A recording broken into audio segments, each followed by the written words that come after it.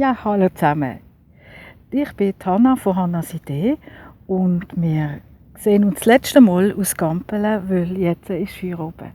Es ist ein wunderschöner Tag und ich genieße ihn in vollen Zügen. Ich finde es einfach mega schön. Es ist ruhig, jeder wägelt vor sich hin, weil er ja muss abräumen. Und bei mir hinten sieht man ja auch noch das Chaos ein bisschen. Ja, weil die Sonne so scheint und ich die Sonnenbrille nicht unbedingt will anlegen, muss ich halt die Augen ein bisschen zusammenkneifen. Aber das ist ja eigentlich keine Sache. Jetzt wollte ich noch erzählen eigentlich von meinem violetten Pulli. Den habe ich aber daheim, den zeige ich euch dann daheim, weil hier, es ist immer ein Käferfestchen und man kommt fast nicht zum Filmen. Heute bin ich noch übers Wasser mit dem Sub gegangen und ja, ich finde es mega schön. Es ist wirklich... Hallo! Ja, wunderschön. Das war das Rosi und ja, es ist echt wunderschön. Und ich genieße es. Aber jetzt muss ich dann jemanden gehen. Aber in dieser Wärme möchte ich euch etwas zeigen. Also wirklich, es ist schon ein bisschen viel. Aber ich bin ins Fieber ausgebrochen. Und zwar, tralala, habe ich Stülpchen gestrickt für meine Hände. Weil in letzter Zeit, wenn ich am Massieren bin, ist es eben so, wenn ich kalte Hände bekomme, machen mir die Hände weh. Und so bleiben sie schön warm. Jetzt ist das aus der Wolle. Das sage ich euch später, weil die Etikette ist dort hinten im Campo, im Gümpeli. Aber es ist eigentlich eine coole Wolle. Und ich habe es versucht, gleich zu stricken. Aber es sind wie meine Socken ungleich. Sie sind eben ungleich. Aber fast gleich. Und es ist 100% Polyacryl. Ist aber gut, weil wenn ich am Massieren bin, dann habe ich fettige Hände und dann kann ich es viel mehr... Nimmst du den See ab? Ah, du freust mich. Ich dachte, ich kann... Ja, nee, ich habe auch gedacht, ich kann nicht heim. Ich will nicht heim, ich will nicht heim. Ja, auf jeden Fall ist es Polyacryl und die kann man sehr gut waschen. Und das brauche ich natürlich schon beim Massieren. Aber jetzt ist natürlich klar, es sind so viel. Und jetzt ist es eins genug, aber ich habe ein zweites gemacht. Und das hat Löchli-Muster, es hat Mausezähnchen. Und ja, das ist das neueste Projekt, das ich gerade am Machen bin. Ja, und so ist es halt einfach ein Abschied nehmen, aber es ist ein schönes Abschied nehmen, weil ich weiss, ich komme das nächste Jahr wieder. Und ja, ich kann es eigentlich nur noch schnell zeigen, wie es ist, also, wenn man etwas Besonderes hat, was man sonst gar nicht erwartet hat. Und jetzt habe ich einfach den Tag mehr. Und das ist so ein grosses Geschenk für mich, weil es einfach ein sonniger Tag war. Ich bin aufs Sub gegangen, das erste Mal über meine Grenzen übergegangen, aufs Wasser und nicht ins Wasser. Das sind wir nachher natürlich auch. Und dann hat man den See, also dann haben wir meinen Platz eigentlich von der anderen Seite gesehen. Und das war wunderschön gewesen. Nur habe ich dort natürlich das Handy nicht dabei gehabt, ich habe auch nichts zum Filmen, aber es ist einfach, es ist der Moment, der wunderschön ist. Und den nehme ich mit bis am 1. April und dann darf ich wieder hierher kommen und ich freue mich schon mega drauf. Jetzt muss ich aber das Genuss hier hinten definitiv aufräumen. Und wir sehen uns in meinem Stübli, wenn ich dann den Pulli zeige und die ersten Weihnachtssachen vielleicht schon und Ideen bringe. Also, bis später.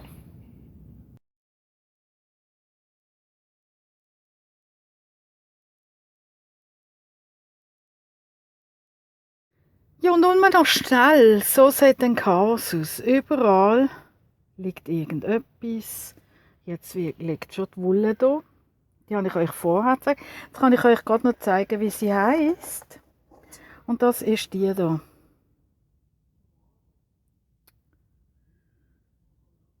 Und das sind 100 Gramm und ich weiss nicht, ich habe relativ wenig gebraucht. Und sie ist ganz angenehm und weich. So, jetzt geht es aber nicht wie heim. Tschüss! Hallo, ich bin da. Ich bin gelandet und diesmal sind wir in der Praxis. Weil das Licht ist hier am besten und den Platz habe ich auch genug hier. Hier hinten seht ihr all meine Sachen, die ich ausstelle, dass jemand etwas Schönes, ein Geschenk mit heimnehmen oder einfach zum Inspirieren. Jawohl. Was ich euch noch sagen will, es war halt noch wunderschön. Und nachher, wo wir hier hingekommen sind, also seitdem regnet es. Also ich habe die letzten schönen Tage verwünscht. Ist ja auch der Hammer. Und ja, und seitdem bin ich halt wieder da, ein bisschen am Scheffeln und einfach gemütlich haben. Mein Gümperli, oh je, Entschuldigung. Mein Gümperli muss auch noch den Service machen. Das machen wir jetzt nächste Woche einmal. Ist er schon angemeldet. Und in der Zwischenzeit möchte ich aber, wenn das Wochenende noch schön ist, noch schnell einmal raus. Das werden wir dann schauen, wie das Wetter ist, das weiss ich jetzt noch nicht so ganz. Ja, und sonst haben wir noch ganz viele Sachen, die ich euch zeigen möchte. Darum sind wir ja hier hingekommen, was ich alles gewerkelt habe. Also, das Erste, was ich ja noch gemacht habe, ist, also die sind schon länger her, aber das sind meine Wohlfühlsocken mit dunkelblau und orange. Und hier habe ich natürlich Socken ungleich hellblau. Ja, ich mache das Geschäft nie länger wie so, weil ich brauche es nicht. Für mich selber reicht das. Ich habe sowieso immer warme Füße und darum ist das so ein bisschen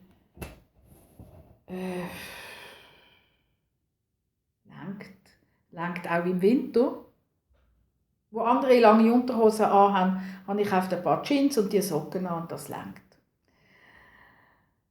Wolle ist es von der Boutinette noch. Das ist noch Wolle, die meine Mutter zu viel hatte. Und ja, jetzt habe ich hier ein paar Socken gestrickt. Genau. Dann,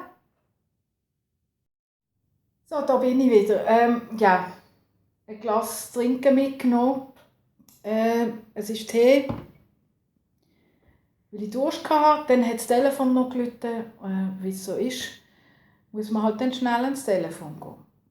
Also, und dann ist die zweite Aufnahme ohne Mikrofon aufgenommen. Super, dann hat man gar nicht viel gehört. Jetzt machen wir es halt noch mal und schauen, ob das besser rauskommt. Ich wollte euch noch sagen, apropos warme Füße und Socken, ich habe mir etwas bestellt. Ich habe mir das schon lange bestellen, habe aber nicht gewusst, ja, soll ich oder soll ich nicht. Und jetzt habe ich gefunden, okay, ich habe es ein Herz gefasst, ich bestelle mir eins. Und zwar Merino-Schuhe. Das ist alles, oben drauf ist alles Merino, innen ist Merino, also die Sohle, alles ist aus Merino-Wolle. Und so eine Gummisohle. Und sie sind ganz leicht. Ich liebe leichte Schuhe. In Rot. Und natürlich dann noch in Grau. Man kann ja nicht immer in Rot rumlaufen, aber Grau ist doch auch ganz schön. Und es nimmt mich Wunder, ob sie warm gehen. Weil ich habe ein paar Barfußschuhe und dort hat es Schuhwolle drin, also innen dran. Nicht hier außen, sondern also so als, wie als Fähle. Und die gehen saumässig gut warm. Und ja, mal schauen, wie es die machen. Ich freue mich einmal schon richtig aufs Tragen von diesen Schuhen. Ich weiss allerdings eigentlich nicht, wie ich die muss, behandeln. Ich meine, es ist ein Schopf an den Füßen. Keine Ahnung, ob man da etwas behandeln muss, aber dass sie dann nicht so schnell wüst werden, wäre vielleicht noch etwas, aber ich weiß nicht so genau. Naja, wir werden es sehen. Ja, dann haben wir, wo machen wir weiter? Bei meinen Projekten. Ich habe ja Wolle gebastelt. Die 2, also die sind jetzt eben schon. Also ich hatte 3 Stränge, das ist noch der Rest. Und es ist Merino lang. So. Das ist die. Von der Merino. Ja. Ich habe jetzt gerade geschaut, ob es da noch ein Dings drauf hat, eine Farbbezeichnung, aber die sehe ich nie.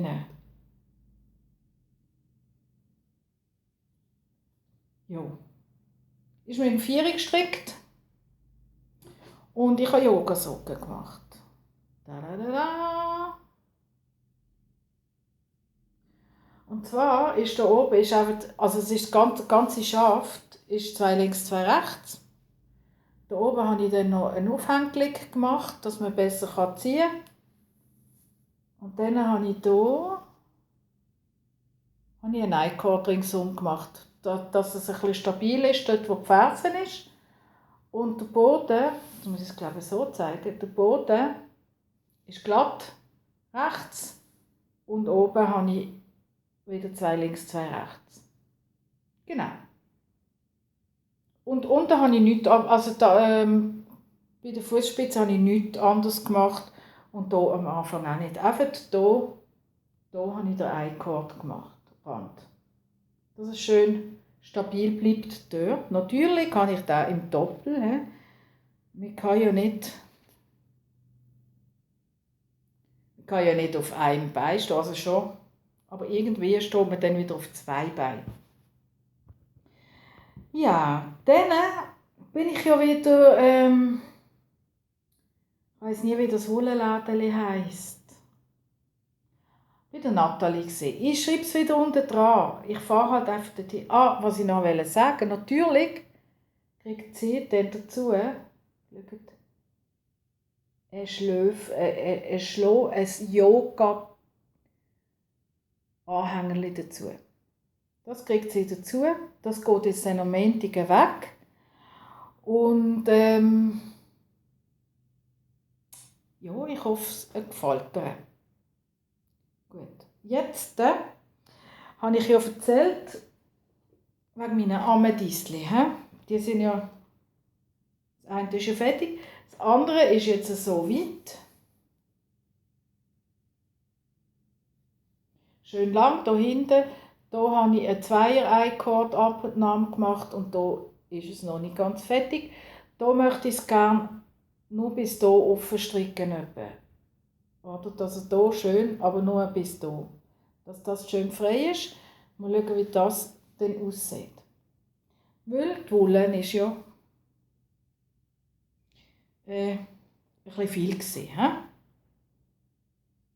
Dann wieder mal schauen, wie schön die aufgerollt ist. Das habe nicht ich gemacht, weil das Geknutsche, das das hatte, wegen diesem Pöppel, also ich finde Pöppel nicht lustig zum Stricken, weil am Schluss geht es zueinander aus und dann gibt es immer ein Gewurstel. Und als ich eben bei der Nathalie beim Stricken war, also wir waren diesmal 12 Nasen gewesen. Und jeder hat irgendwie Kuchen, irgendetwas zum Picken mitgebracht und Kaffee und dann hat es noch alkoholfreien Sekt gegeben zum Anstoßen und. Und dann ist der Nathalie, ihr Mann, der Rolli, gekommen und der hat mir das so perfekt, so toll aufgerollt. Dankeschön, Rolli, das hat mich sehr gefreut. Und ich habe gefunden, du hast dich wahrscheinlich richtig wohlgefühlt bei uns Weibli. Aber ich kann jetzt weiter stricken. Der zweite ist halt noch, der ist noch ganz im Notledings inne, das sieht man gar noch nicht, der ist erst Also da habe ich erst angeschlagen, das zweite Teil. Das erste fängt hier. Also da kommen jetzt nicht Mauszähnchen. Und wie gesagt, es ist ja wieder nicht richtig mit den Farben. Also ich kann hier abwickeln oder nicht abwickeln, es ist einfach nicht richtig mit den Farben. Aber da ich ja ungleich lieb, spielt mir das keine Rolle. Ich finde das noch interessant. Ja. Und dann habe ich ja dann noch den anderen Böppel. Da nimmt es mich dann Wunder, wie der aussieht. Da gibt es auch noch Amethysten davon. Und da dazu habe ich natürlich das Sprinterli gemacht. Oder? Ja, es springt im Zeug rum. Yeah. Genau, das gehört halt einfach dazu. Das bin ich voll im Knöpfli-Fieber. Das wisst ihr ja sowieso. Also dann, was dir sicher noch darauf wartet, das mache ich aber am Schluss. Weil vielleicht muss ich dann den Pulli nicht abziehen. Ich bin ständig am Abziehen und wieder anlegen, weil ich einfach viel zu warm habe. Obwohl ich überhaupt nicht heiz, bin ich so da. Ist Oktober, schon bald November. Und ich habe in meiner Wohnung immer noch 21 Grad. Also von dem her gesehen kann ich noch locker so rumlaufen. Also, dann zeige ich euch doch das erste Mal das Langzeitprojekt. Das Langzeitprojekt, das 1,5 Jahre gegangen ist. Jetzt ist es auf der Endspur. Aber es verlangt mir alles noch ab. Moment. Und zwar habe ich jetzt alles Garn verstrickt, das ich hatte. Jetzt muss ich den Anfang noch finden. So. Also da ist immer noch die Nadel drin. He? Da ist noch die Nadel drin. Da auch. Aber ich habe schon angefangen, ich bin so gut. Ich gratuliere mir wirklich. Und ich hoffe einfach, dass die Wolle, die ich mir gekauft habe, sind 50 Gramm.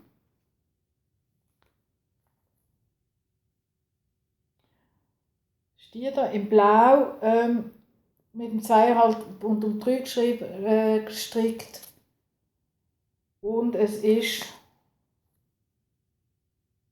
Max Gründel. Wolle. Ich hoffe einfach, die lenkt ringsum.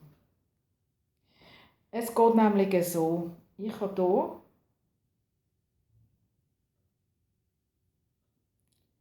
den I-Cord angefangen. Und das ist ein 5er I-Cord, den ich hier mache. Und der geht ganz ringsum. Und jetzt bin ich, also eine Länge, also ich bin schon stundenlang dran, oder?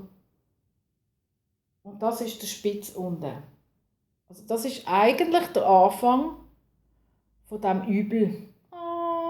Der passt auf meine Nadeln auf. Von diesem Teil, und zwar bis hierhin. Ist das noch eine Socke gewesen, wo Mami angefangen hat zu stricken und nicht fertig konnte stricken. Und ich wollte einer Kollegin klar machen, dass wenn man in der Mitte Maschen aufnimmt, links und rechts, dass das ein Viereck gibt. Und sie hat mir das nicht geglaubt. Und dann habe ich das angefangen, bis hierhin. Und ich konnte einfach nicht mehr aufhören. Und habe gefunden, okay, es ist ein Andenken, wenn ich an die Decke denke, immer an meine Mutter, weil das ja Wolle ist von meiner Mutter. Und der Socken, der nicht fertig geworden ist, ist der Anfang von etwas ganz Neuem gewesen. Und darum habe ich halt weiter gestrickt.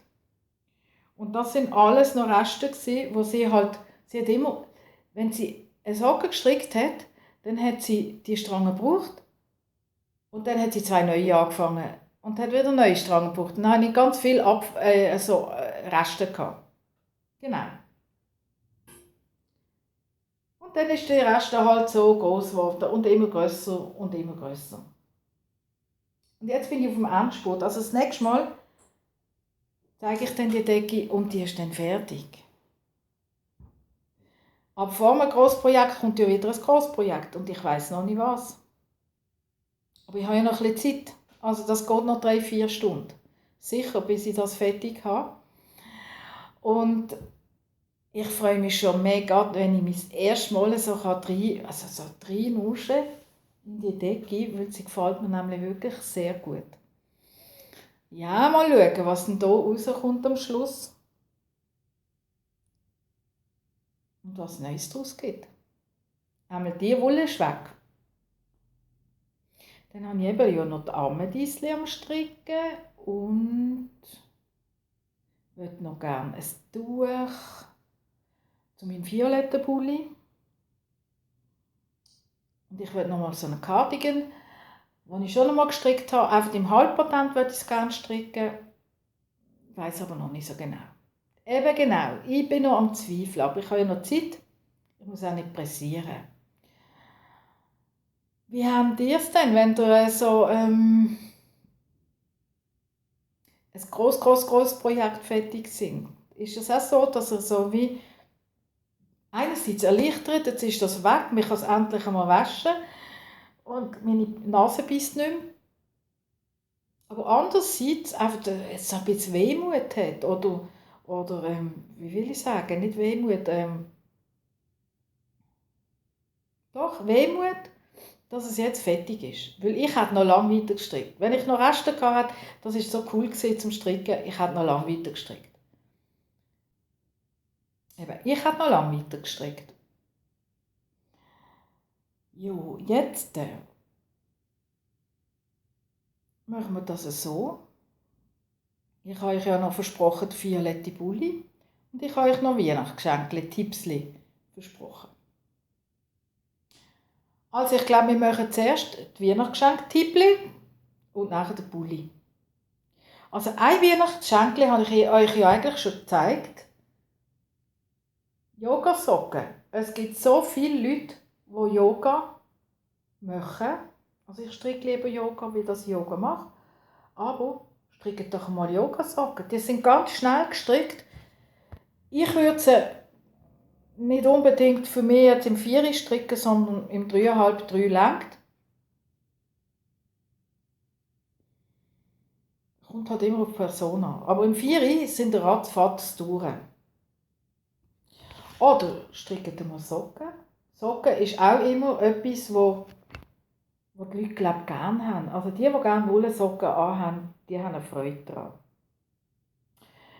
Und dann, was ich natürlich auch noch habe, ist, wenn ich etwas ausprobiere, dann mache ich ein Plätzchen. Also hier ist die Beschreibung von diesem Muster. Und das Lässige an diesen Plätzchen ist, also wenn man sie dann ein bisschen grösser, die sind ein bisschen kleiner gestrickt, aber wenn man sie grösser strickt, dann kann man sie als Handtüchchen brauchen. So mache ich es bei mir in der Praxis und sie als Gästehandtüchchen auflegen. Oder was ihr auch machen könnt, ist sie mit unter die Dusche nehmen. Und sie dort so als wie ein Peeling, also dann könnt ihr hier so peelen, oder? Ist auch ganz gut, so brauche ich sie.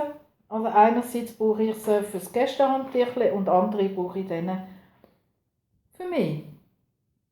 Ja, da gibt es einfach verschiedene. Das sind einfach so Muster, die ich stricke zum Ausprobieren. Das ist auch eins, das ich ganz schön finde. Oder das hier, wo ich das Muster ausprobiert habe, um zu schauen, wie es sich verhält. Und das hier sind jetzt so Sachen, da muss ich eben noch fotografieren und schreiben, wie das Muster ist. Und dann kommt das bei mir als Tierchen zur Handabwoche. Hey, was ist, Entschuldigung, was ist auch los? Also, und da, man kann ja die nicht einfach nur so, da hast du ein Geschenk, oder? Ich mache immer, so kann man sie bei mir auch beziehen, ich mache eine Etikette ringsum. Und die sieht bei mir so aus. Und hinten habe ich mein Dings drin, mein Logo und unten, aus was es besteht. Das wäre es Geschenke. Jetzt sind wir gerade eben im Badzimmer sozusagen. Was halt auch cool ist eigentlich die gleich einfache Idee. Es ist einfach auch ein Viereckchen, das man strickt. So ein Bütteli. Und diese Bütteli, die finde ich halt clever. Man kann hier Seifenreste rein tun, zusammenziehen und dann kann man die Seifenreste bis zum Schluss brauchen.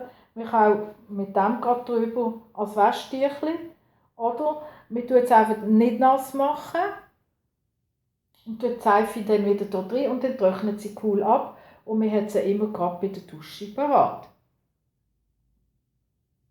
Auch hier kann man irgendein Etikettchen ringsum tun, ein schönes Kärtchen. Was natürlich auch cool ist, wenn ihr hier gerade Seife drin tut, eine coole Seife oder so. Das wäre ja auch ein cooles Geschenk. Also ich habe Freude an so einem Geschenk. Ja, dann, was bei mir natürlich immer ist meine Knöpfchen. Die sind auch relativ schnell gemacht. Wir lernen hier gerade noch ein bisschen Raglan stricken. Da ist auch aus dem Frankreich, der Monsieur aus dem Frankreich, der Frank. Oder ich habe hier noch eins, der Frosch. Froggy. Und die sind natürlich ideale Geschenke, die habe ich halt immer, wenn ein Buscheli auf die Welt kommt zum Beispiel. Da habe ich ein Video gemacht darüber, wie dann die Päckchen aussehen. Das tue ich euch da oben hin. Das ist immer auch eine ganz eine coole Idee. Und es ist einfach zum Stricken, ist anfängertauglich, würde ich sagen. Ja. Und es reicht noch in der Zeit, bis Weihnachten ist. Das wäre ein Geschenk. Aber ganz coole Sache ist natürlich auch, also meine Tochter macht das viel, oder wir zusammen. Einen Stein anmalen. Ganz einfach einen Stein anmalen. Sie macht das so, dass sie einmal die Steine beschriftet und dann kann man die wie zurück, also die Steine nicht, aber einfach zurückschicken und dann weiß man, von wem er gemacht ist. Der bleibt allerdings bei mir. Oder man macht so etwas mit dem Stein. Man kann ja drauf schreiben, was man will. Man kann drauf zeichnen, was man will. Meine ist jetzt nicht lackiert, ihre ist lackiert. Aber als Briefbeschwerer oder einfach als Accessoire irgendetwas Schönes hinstellen. Bei mir stehen überall Steine rum. Und ich finde das auch eine ganz schöne Idee, jemandem etwas zu schenken. So. Also, das sind jetzt nicht explizit Weihnachtsgeschenke. Man kann ja die auf den Geburtstag schenken, auf die Weihnacht, auf die Ostern oder. Es gibt ganz viele Möglichkeiten, wo man solche Geschenke machen kann. Ja. Jetzt so viel zu den Geschenken. Also ich habe ja dann noch mehr Ideen, aber das möchte ich in einem separaten Video zeigen, weil ja, sonst wird es so ein bisschen, weiß auch nicht, ich glaube, es ist noch ein bisschen zu früh. Für mich ist es auf jeden Fall noch zu früh, an Weihnachten zu denken. Ich habe aber auch nicht ganz so viele Weihnachtsgeschenke, die ich muss oder darf machen. Und darum reicht es mir easy. Und ich habe ja schon viel vorbereitet. So, jetzt aber, ganz am Schluss, zeige ich euch noch den violetten Pulli. Und der ist ja aus Wolle gemacht, also aus Garn gemacht, das ist 100% Garn. Baumwolle. Und das Violette ist eben so eins. Oh, wie sieht man jetzt das? So, das Violette. Und das andere sind zwei Fäden. Das Lila habe ich mit zwei Fäden gemacht. So, das sind nämlich dünnere. Die sehen so aus. So. Das ist Baumwollgarn von einer älteren Dame. Da ist nichts angeschrieben, die hat einmal mit einer Strickmaschine gestrickt. Und da ist auch keine Banderole und nichts dran. Geschenkt bekommen. Ich habe es verstrickt. Also, jetzt einen Moment, ich ziehe den Pulli nämlich an. Oder, nein, warte, ich zeige ihn zuerst und dann lege ich den Schnur noch an. Also, das sieht jetzt so aus. He?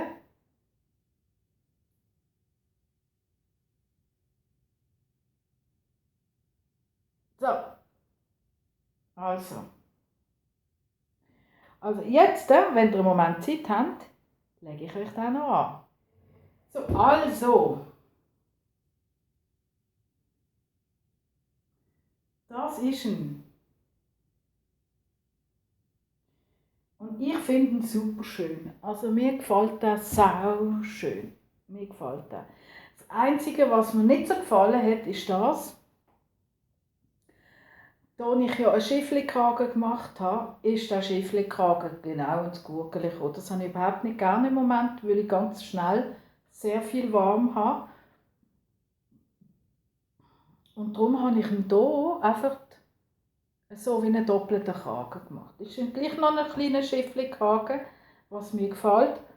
Und die Ärmel sind tipptopp geworden.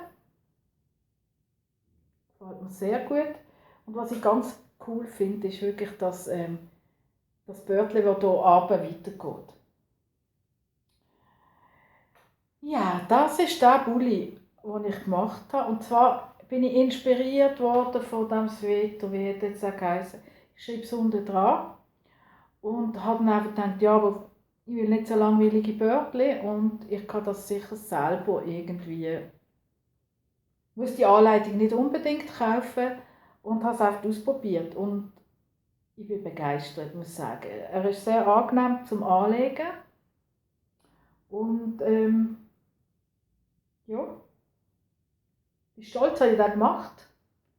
Und eben, jetzt muss ich das nächste Strick geben, den ich ja noch nicht weiss. Also wenn ihr seht, wie es hier rundum aussieht, also ist unglaublich. Aber ja noch, ich kann es ja nachher wieder aufräumen. Ja, zu dem Pulli noch, er ist salopp gestrickt extra, weil ich gerne relativ weite Sachen habe, weil ich ja auch unten durch ein bisschen weite Sachen anlege und dann finde ich, sieht das auch noch so ein bisschen lustig aus. Einmal habe ich schon ein Kompliment bekommen davon. Ja, also, das war es heute. Die zweite Aufnahme. Ja, ich hoffe, es geht jetzt. Und ich wünsche euch ganz viel Spaß beim Stricken. Auch wenn es nicht gerade auf Anhieb klappt, nicht aufgeben. Sonst würde es nie etwas geben. Und wir sehen uns später. Eure Hanna von Hannas Idee. Und bis gleich. Tschüss miteinander.